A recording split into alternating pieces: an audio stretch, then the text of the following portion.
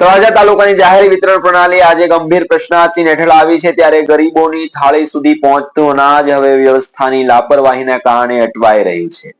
ગ્રામ્ય અને શહેરી વિસ્તારમાં કાર્યરત રેશન શોપ સંચાલકો છેલ્લા ઘણા સમયથી સતત અવગણનાનો ભોગ બની રહ્યા છે, ત્યારે આજે તળાજા તાલુકાના રેશન શોપના પ્રમુખ રાજુભાઈ ગોહિલ દ્વારા માંગ કરવામાં આવી હતી કે સમયસર રેશન સામગ્રી ન મળવી, મશીન અને નેટવર્કની સતત ખામીઓ તેમજ કમિશનની ચૂકવણીમાં અસમંજસ અને વિલંબ આ તમામ સમસ્યાઓએ રેશન વ્યવસ્થાને લાચાર બનાવી દીધી છે।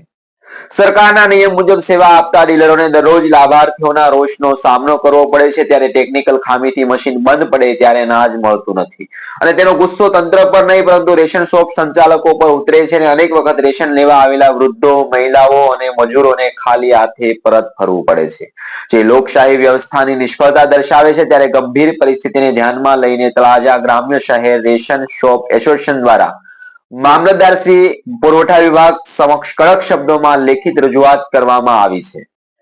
એસોસિએશને સ્પષ્ટ કહ્યું છે કે જો તંત્ર તાત્કાલિક પગલાં નહીં ભરે તો જાહેર વિતરણ વ્યવસ્થા ભંગાવવાની જવાબદારી સંપૂર્ણપણે પ્રશાસનની રહેશે। ડીલરોનું કહેવું છે કે તેઓ સરકાર અને જનતા વચ્ચેની સૌથી નબળી કડી બની ગયા છે। ઉપરથી આદેશો, નીચે જનતાનું દબાણ અને વચ્ચે કોઈ સાંભળનાર નહીં, ત્યારે આવી સ્થિતિ લાંબા સમય સુધી ચલાવી શકાય તેમ નથી। લાભાર્થીઓના નામમાં સુધારા, નવા કાર્ડ અને કમિશનની ચૂકવણી જેવા મુદ્દાઓમાં ચાલી રહેલી ઢીલી નીતિ હવે અસહ્ય પણ બની ગઈ છે।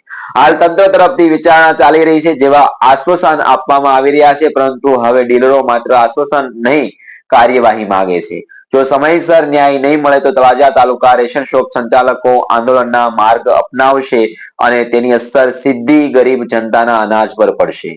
હવે પ્રશ્ન એક જ છે કે તંત્ર જાગશે કે પછી સંકટ વધુ ઊંડું થશે? ત્યારે શું કહે છે રેશન શોપ એસોસિએશનના પ્રમુખ, સાંભળીએ તેમને। તળાજા તાલુકા રેશન શોપ એસોસિએશનનો પ્રમુખ રાજુભાઈ મારું નામ છે અને અમારી લગભગ 1 વર્ષથી અમે મહેનત કરી છે। જિલ્લાના પુરવઠા અધિકારી શ્રી અને કલેક્ટર સાહેબને આવેદનપત્ર આપ્યું છે, અહીંયા બીજી વખત આવેદનપત્ર આપ્યું છે। અમારા કેટલાય નાના મોટા પ્રશ્નો છે પણ સોલ્વ થતા નથી, એટલે આજનો કાર્યક્રમ અમારે રેશન શોપ ડીલરો વતી આવેદનપત્ર આપવામાં આવેલું છે। તમારી શું માંગ છે? જો સમયસર ગોડાઉનથી માલ નથી આવતો, પછી એક સાથે અમારું કમિશન જે કાંઈ કેન્દ્ર સરકારનું રાજ્ય સરકારનું એ આવતું નથી, અને અમારે જે વારસદાર તરીકે અંગૂઠામાં એક વારસદારમાં એ અમારી નિમણૂક કોઈ કરી નથી, એવા અવારનવાર 7 નાના મોટા પ્રશ્નો।